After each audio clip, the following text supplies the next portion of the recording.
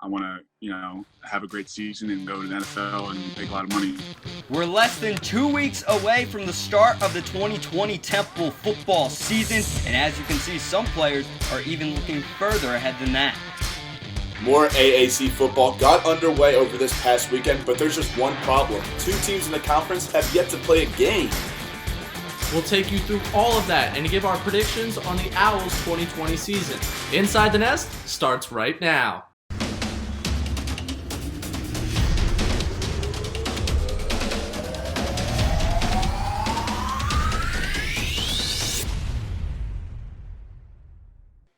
Hello everybody and welcome to a brand new edition of Inside the Nest. Alongside Adam Cernali and Ray Dunn, my name is Dom Gillespie. The official countdown has begun as Temple is less than 10 days away from Week 1 kickoff. I can't tell if that chill going down my spine is that fall weather or the excitement of another football season upon us. With the American Athletic Conference well underway, we're starting to get a clear picture of what the Owls will have to be dealing with this season. That's right, and because of those games in September, all 5 of us here on the ITN crew will break down how we think the Owls will do in the year 2020. Last time Temple began a season in October was 1958. NASA was formed that month, Eisenhower was president, and Temple kicked off an 0-8 season with a loss to Delaware. Plenty has changed since then, but this year's version of the Owls are scheduled to play just 8 games, their fewest since that 1958 season. No out-of-conference games is also a big change of pace for the Owls, but that could potentially benefit Temple. Yes, I'm referring to the loss against Villanova in 2018, or maybe that one against Buffalo last year, but it's a new season, and anything can happen. That's right, Dom. Anything can happen, but the schedule at a glance looks pretty tough for the Owls. Temple will start with 3 of its first 4 games on the road against Navy, Memphis, and Tulane. Memphis is currently ranked, by the way. The Owls didn't play Navy last year, but they did, however, beat Memphis and Tulane in 2019. Both of those games were at the Link, though. Both of the games this year are, as I mentioned, on the road. And last season, the Owls saw their AAC title hopes falter after back-to-back blowout losses to SMU and UCF. This season, Temple gets a similar stretch to begin November. After that, Temple gets ECU, who they have beaten in the two's last 6 matchups, and finally, the season concludes at the Link with a loaded Cincy squad. Now, 3 of us are going to take a look at our key games on the schedule, starting with mine against UCF. So far, so dominant for the Knights. They boast one of the most electrifying offenses in the country, putting up 100 points in their first 2 games. It's anchored by quarterback Dylan Gabriel, who's completing 67% of his passes and already has 8 touchdown passes. Running back Greg McCray and wide receivers Marlon Williams and Otis Anderson present some serious weapons for the sophomore QB. As you saw right there, it's not all offense. This team is strong on special teams and currently boasts one of the best turnover margins in the country. All of that is the recipe for UCF's blowout wins over ECU and Georgia Tech to kick off the 2020 season. All right, Dylan Gabriel's been pretty solid, as you mentioned, but you know who else is really tearing up in the AAC? And my pick to look out for this season is that SMU game. Shane Buechele, he is one stud of a quarterback. He's a transfer from Texas, for people that don't know. He transferred as a junior to SMU in 2019 last season. Through 3 games, just 3 games, 852 passing yards, 8 touchdowns, 7 of those passing, even a rushing touchdown on there. He's got arm strength, he's an accurate quarterback, doesn't turn over the ball a lot, he's composed in the pocket. But it's not just the passing game. I mean, while we're on the subject, let's talk about those receivers. He's got 2 big ones. Reggie Robertson Jr. and Rasheed Rice. Both of those guys, he got 17 catches for 231 for Robertson and 13 catches for 240 for Rasheed Rice. I mean, that's a dual threat right there, but it gets worse. Ulysses Bentley IV. Know that name. I know that, you talk about that running back in Memphis that's out for this year and Gainwell just opting out because of the COVID, restrictions going on, but Bentley's another one that you're going to have to keep an eye on in the years to come. He's rushed for 380 yards in just 3 games. Well, guys, I got more bad news because another formidable foe looms around the top of the AAC in the Cincinnati Bearcats. Head coach Luke Fickell is entering his 4th year as lead man of the Bearcats. Since 2017, Fickell has a 28-13 record and has also managed to snag 2 bowl wins in the past 2 seasons, something that Rod Carey has yet to achieve in his coaching career. On the offensive side of the ball, QB Desmond Ridder stands out. Many have said he could be a dark horse to win the Heisman Trophy. While it may be a stretch, Ridder has been very consistent since he took over as a redshirt freshman in 2018. He has led Cincinnati to back-to-back 11-win seasons, something that Temple has not done in the history of their program. Defensively, there is just one guy that needs to be named, Ahmed Gardner. As a true freshman, Gardner had over 300 coverage snaps for the Bearcats. Get this, he allowed 0 touchdowns. Going into his sophomore year, he is on the watch list for the Bednardic Award and the Jim Thorpe Award. He'll be sure to give the Owls wide receiver corps some homework before Cincinnati comes to town for the last regular season game of the season. The 3 of us may have games to look out for this season, but there's still an additional 5 games on the Owls schedule. And how convenient, there's 5 of us on this show. Joining us to predict how the Owls will do this season are Inside the Nest reporters Josh Safran and Sage Hurley. Guys, thanks for joining us. Great to see you more than just once on this show. But before we get started, just a reminder, Temple was picked to finish 8th in the AAC preseason coaches poll. Josh, let's start out with you, bud. What are we thinking? Oh man, I wish I had some better news for you, but I'm thinking it's going to be a 3-5 season for Temple. I think the defense can't hang with the top tier teams, and the offense just isn't potent enough to score with those teams. But they're far better than the AAC basement. They're going to beat the teams they should beat. 3-5 for me, man. Josh, I'm going to have to go with 4-4. They have a tougher schedule this year as well, and it takes a little bit for Temple to get going early in their season. So I think 4-4 is a bit generous for me. I see them beating Navy, South Florida, Tulane, and East Carolina. At the end of the season, they might be good for an upset, a pointless upset. You know, there's not really a lot of talk about bowl eligibility and stuff like that. So the end of the season might be important. It might not be. Who knows? And they're also probably good for one bad loss, but not having conference games is going to play into the Owls' favor this year in that aspect. I'm going to have to agree with Dom on this one and predict the team will go 4-4. Temple's first game brings about some concern considering that Navy will have played 3 games before Temple takes the field at all, and not to mention Navy plays Air Force this weekend, and a win could give them a dangerous confidence boost. Every team Temple plays will have a few extra games under their belt this season, and I think because of that, the games that will already be a challenge, like Memphis and Cincinnati, will go to the team with more game experience so far in 2020. Dom and Sage, I'm going to have to agree with the both of you here. There's nothing really unique about my take. Both of what you said makes a lot of sense. I think 4-4 is the record where I have the Owls. They might get to 5-3, but you got to look at this conference. I mean, their opponents last year went a combined 69-35. It's just a nice American Athletic Conference that is really, really difficult to get through. It's what they envisioned when they put this conference together. Compound that with the just lack of experience on this team, only returning 11 starters, only getting going in the middle of October. It's tough to get the team on the same page. The way to get experience is to get in the game, and the Owls aren't getting into the game until very late. Adam, I hope you're more optimistic than I am. Well, Ray, I got bad news for you. I'm going with Josh's 3-5, although, as you just kind of mentioned, I have a gap. I think it could go up to 5-3, maybe 4-4 or 3-5, but I'm going to take 3-5 right now with wins against USF, ECU, and an upset against Cincinnati on that last home game of the season. I really think, with the way the team finished off last year against Cincinnati at Cincinnati, remember that late pick by Russo, a lot of special teams struggled, as we mentioned in previous shows. I think Temple gets their own this year and finishes the year off strong with some of these seniors, going out in style. But when you look at those other 2 games that I'm talking about where maybe they get to 5-3, I think Tulane's up in the air, but it's on the road, and we know that team did it on the road last year. And Navy. Navy's also a road game, but the reason I'm hesitant about that is the game experience like Sage and Ray just talked about. But also, you have to think about their offense. They're running a triple threat offense, and we'll talk about that more next week. But, you look at this front 7. Josh is going to talk about that later in the show, specifically with the defensive line. But that whole front 7 is going to be responsible for really stopping that triple threat option. And I just don't really see that happening with such a young, inexperienced group that Temple has. But, anything can happen. But right now, I'm unfortunately going to go with Josh's 3-5 as well, and say the Owls come up a little bit short of that 500 mark.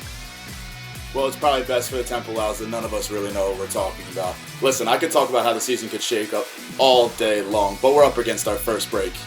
When we come back, we will take you inside Rod Carey's weekly press availability from Tuesday. Inside the Nest, we'll be right back. I'll never forget the day our landlord called and said, "Read your lease. No pets allowed." My owner tells him my dog ate the lease, but that didn't work. And now I'm stuck in a shelter. But this pit bull is ready for a new crib. I'm loving, loyal, and play well with others. So don't be intimidated by all my muscles, because the biggest one I have is my heart. That's right, I said it.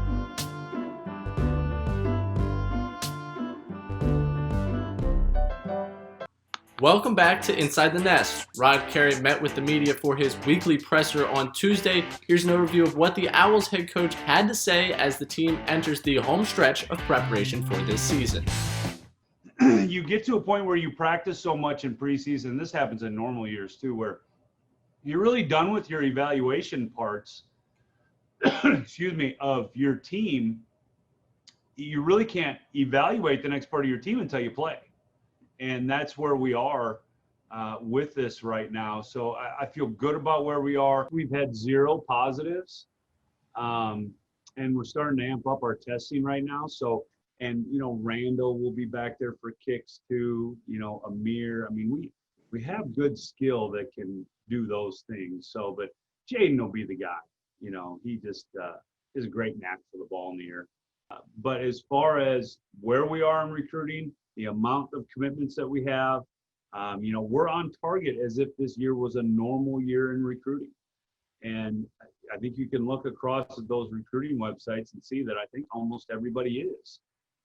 You know, hey, listen, I asked him, what's the next step here before you're going to make your decision? He said, well, it's funny you mentioned that. Me and my parents are going to drive up to Philly. We're going to drive around Philly, drive around Temple, and then we're going to drive home.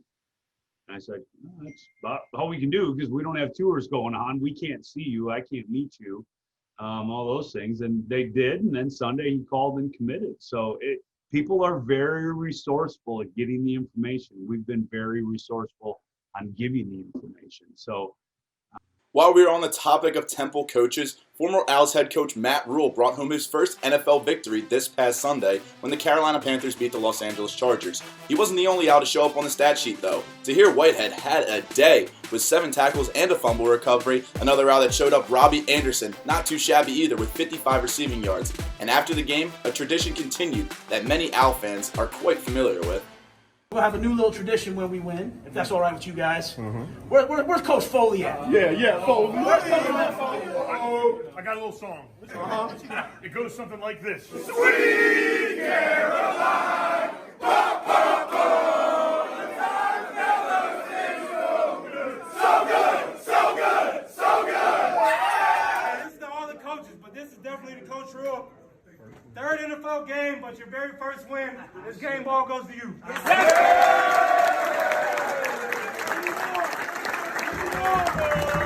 Time for our second timeout, but when we come back, we're going to talk about the battle that's won at the line of scrimmage. That's right, on the other side of the break, we're talking linemen, and we'll hear from our beat reporter, Josh Shafrin. We'll be back in 90 seconds. Hi.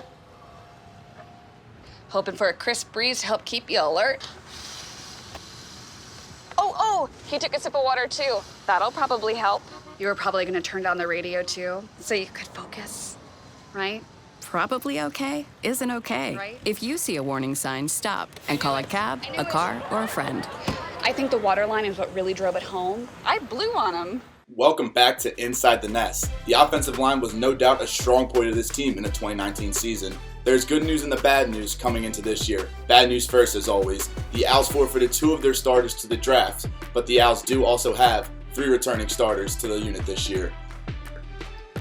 On the other side, the defensive line, a couple of returners, Nifani Maje and Daniel Archibald, both on the interior, the defensive tackles. They are really going to be the focal point for opposing offensive lines trying to stop the Owls. As for on the outside, they're trying to replace Daniel Levine, DeAndre Kelly, Zach Mesday, and Quincy Roche. At the end positions on the defense, the Wild Boys have a man in Manny Walker. Get ready to hear a lot about him this season, taking over on the outer edge. The The chemistry may not be there quite yet for the O-line, and in addition to that, the player personnel has obviously changed a bit too. Departures including Javon Fair and Matt Hennessy. That leaves pretty big shoes to fill on the offensive line depth chart, but Dom, let's break it down a little bit. Adam, you already mentioned it. The depth of this team is where losing those players comes into play. CJ Perez is sure to be a name to watch out for this year. He's a transfer from Rod Carey's old stomping grounds at NIU, and he'll look to fill the shoes of now current NFL center, as you mentioned, Matt Hennessy. Outside of Perez, the unit is young and will need to rely on some older guys to step up. Joseph Hooper will likely take on a large role. He stepped in for Percosi after his knee injury last year. Another name to look out for, Leo Pinto, is one that could see a lot of action as a graduate student. From one line to another, let's flip the conversation to the other side of the ball. For that, we bring on Inside the Nest reporter Josh Safran to talk about the defensive line.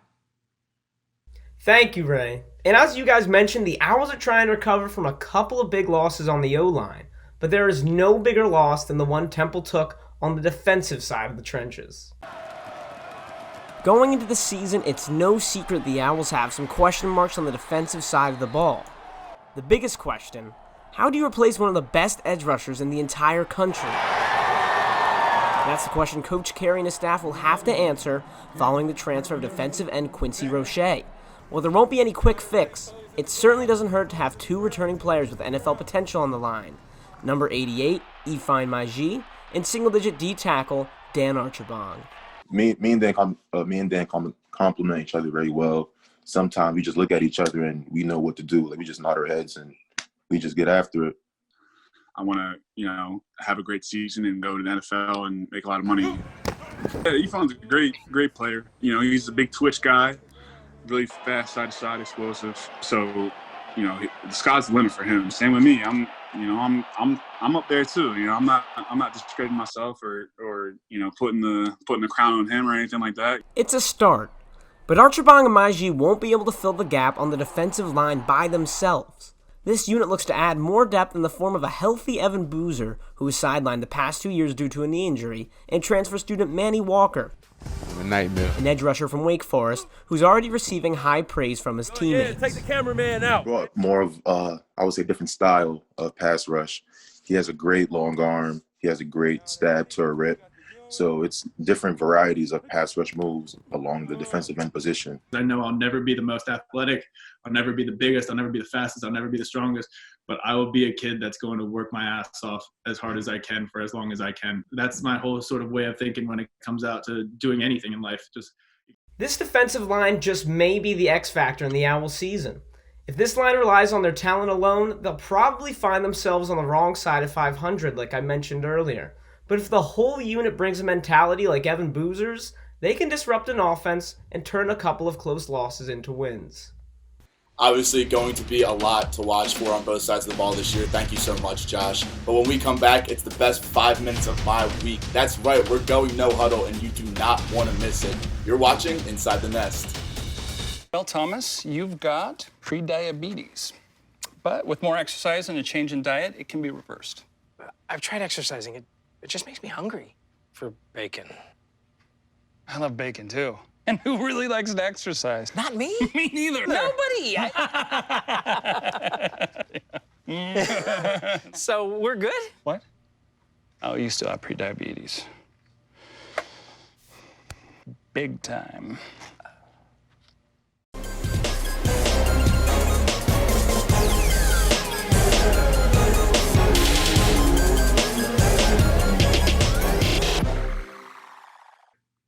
Welcome back to Inside the Nest. It's our favorite 5 minutes of the week. You guys kept me under control by having me ask the questions last week, but now I'm ready to deliver the takes. Yes, sir. Ray really stirred the pot last week with that fall activities question, so I'm interested to see what you got in store for us. Adam, the floor is yours. Well, guys, thank you. It's been great watching you two ask some questions the past 2 weeks. And like we said in the beginning, I think this is going to be a really fun segment. I think, as we've said, it's probably our favorite part of the week. To start off, let's focus on football first. As Rod Carey's alluded to, there's a lot of concern on what's a bigger advantage for Temple. Is it not actually having game footage for Navy looking ahead, or is it the fact that Navy's played games? So for you, if you were a football coach, football player, what's a bigger advantage? Having games played or having film on your opponent? I guess I'll take the lead on this one. I'm sorry, guys. Yeah, Dom, let's start with you. For me, it's definitely having games under your belt. There's no way to match game speed. There's no way to match game intensity other than getting out there on the gridiron and getting some plays in. Having game footage is definitely a benefit. I mean, if both these teams were going into their first week, it'd be really hard to see who have an advantage. I do think Temple is a overall better football team than Navy, but Navy having 3 games under the belt is going to play a huge part. Owls are going to come out really slow, in my opinion. It's going to be a rough game to win. I'm going to have to agree with you, Dom, on the benefit of playing games before, and it's just getting in game shape. Head coach Carey said it a few weeks ago. Game shape is very important. The Owls really have only had true scrimmage practice for nearly a month by the time they take the field. So for all those reasons, Navy is at the advantage because Temple had to wait. I mean, the one thing you can say is that having a lot of time to prepare for a triple option offense is important, and that might help out the Owls. But really looking at this matchup, Navy having 3 games is a, astronomical advantage for them. And as I mentioned, that triple threat option, like you said, right? It's tough, and it's a young group up front for the front 7 for the Owls. Switching gears a little bit, here's something that we might talk about in the weeks to come. There's a proposal out right now that there will be no win requirements this year to play in a bowl game if approved by the NCAA Council next month. So we got some time to see what the results end up being. So that means we could potentially have a team go bowling with 0 wins. So with that in mind, Ray, we'll start with you. Should there be a win requirement to be eligible for a bowl game, and if so, how many in a shortened season? I mean, no, I guess. I mean, the reason why we're playing football right now is money. Like, that's just the NCAA can circle around wherever their reasons are. The reason is money, and that's why they want to do this and take away the win eligibility, because they want that team that went through the ringer in the SEC that won 2 games to get into a bowl because they've got a huge fan base. That's what this is all shaping out to be. So I guess no win total because everyone's playing different games. It's weird. I don't love it, but I mean, setting a win threshold is unfair to teams that only get, 8 games because, especially for leagues like the Big Ten who came in late and are only going to get to play the 8 games. You can't say, okay, you need 4 wins and judge a team off its first 8 games. I think that's just ludicrous. So no win limit, I guess, and let's just throw a couple of teams that have pedigree, that have 2 wins into a bowl situation. I don't love it, but I think that's the best solution I got. You hit on the most important point for me. The fact that teams are playing a different number of games this year. Some teams will be playing 8 games. Other teams could play as much as 12 this season. So you can't really have a win threshold be, let's say, 4 games for a team like Temple that's only playing 8. That's 500. And then the team that plays 12 games, you can't have them have the same requirements for getting into a bowl game. If you want to do something with win percentage, that's a different story. If you're above 500, get bowl eligible. But for me, it doesn't really matter. I think teams always overvalue bowl wins. Like, you see the last couple bowls that Temple played in, yeah, it's good to get a bowl win, but at the end of the day, collegiate athletes are only worried about one thing, and that's getting to the NFL, and they can do that in the regular season. But it is always fun to see teams go bowling. But I think that no win requirement is the best way to go. If they want to do something with win percentage, that is also smart, but I can't see them really doing something like that. Could potentially have some major upsets come bowl season. We'll see what the NCAA Council decides, and we'll let you guys know once that decision is made. Let's switch gears. Let's talk specifically about Temple. We've talked about the wide receiving core. We both agree that's the strongest group on the field. So, with that in mind, who do you think will have the most touchdown catches specific, on this roster this year? Let's start with you, Dom. Me, it's got to be Brandon Mack. Jaden Blue's the guy we all already mentioned it. He eclipsed 1,000 yards last year. He's going to be one of those guys that's going to get you into the red zone. But having a big body receiver like Brandon Mack that you can go up and get jump balls, he's also a really good route runner, and he's not slow either. You saw against UCF last year, he had that 75-yard touchdown right before halftime. So he's got a lot in his arsenal. I think it's got to be Brandon Mack. I think if you're going to ask for a prediction, I think he could have 6 touchdowns in 8 games. I think he's that good. Wow. Okay, Dom. I love it. I love the boldness there. You know what? I'm going to go outside of Blue and Mac. I'm going to go with Randall Jones. I think we underrate the fact that he had 1 catch last year, and that went for a touchdown. So the numbers tell you 100% of the catches are touchdowns. But in all seriousness with him, I think that you are going to see teams really key in on Blue, really focus a lot of attention towards Mac, and he's going to be the beneficiary of that because people just forget how talented Jones is. There's a reason why he was a single digit going into last year.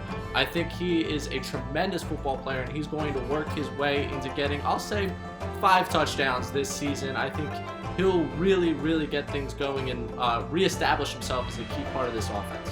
Yeah, Jaden Blue's a guy you could even see him maybe have a sweep touchdown on a rush play. That's why I want to be specific on the catches. So let's not forget, there's 3 single digits, as you mentioned there, so it's going to be interesting to see who comes out on top. As long as the Owls get in the end zone, I think we're all happy. With preseason picks, we've been doing a lot of this stuff. Just a bottom line, who do you think is going to be the MVP? Preseason right now, who would you say is going to be the most valuable player on this Temple Owls team? Let's start with you, Ray. I'm going to go, Ray is picking a Ray. I'm going Ray Davis. I think that he will be the MVP. I think he's going to keep this offense moving.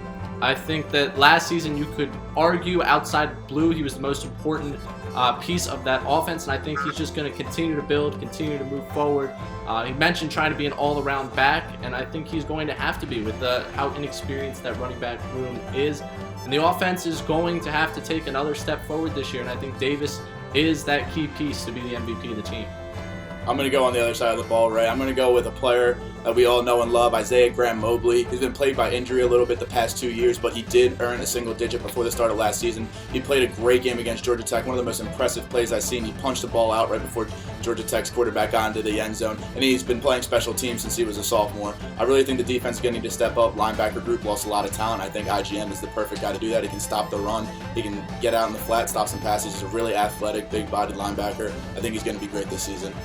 Yeah, IGM is definitely somebody to watch coming off an injury and with that young front seven that we've talked about a bunch on this show. Now let's talk about a fall question to wrap this up. And actually, not fall. Let's talk about quarantine, unfortunately, why we're waiting on this season. When we think about staying inside and staying safe, I think we've all probably watched a thing or two on TV, Netflix, whatever. So, with that in mind, what is the best movie or TV series that you watched during quarantine that you had a chance to maybe watch or catch up on? Let's start with you, Dom. It's going to be something I watched last week. It's going to sound really cliche, but it's a James Bond movie, Casino Royale. I've always liked playing poker, and that's what that movie's all about. It's about poker, about gambling, about trying to just doing regular spy stuff. I think Daniel Craig's a pretty good James Bond. It's an action-packed movie, something that a guy like me really enjoyed watching, so it's got to be Casino Royale.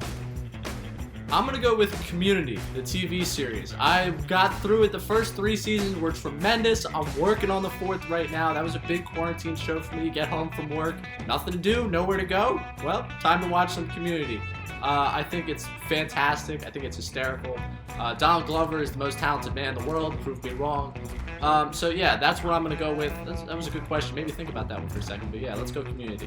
Yeah, I had a chance to finally watch The Sopranos. It's something that got a friend of ours that we know, John Iliano from WHIP Radio, has told me to get through for a long time, and I was able to watch that. Definitely, I understand why it's such a popular series. But that's going to do it for this edition of No Huddle. And as far as the show, unfortunately, that's the end of the episode of Inside the Nest. But the content doesn't stop here. A brand new edition of Owl Sports Update will be on TUTV Friday at noon with Brooklyn Vaughn and Jackson Neal. And of course, don't forget to follow us on all of our social media platforms to get the latest on all things Temple Athletics.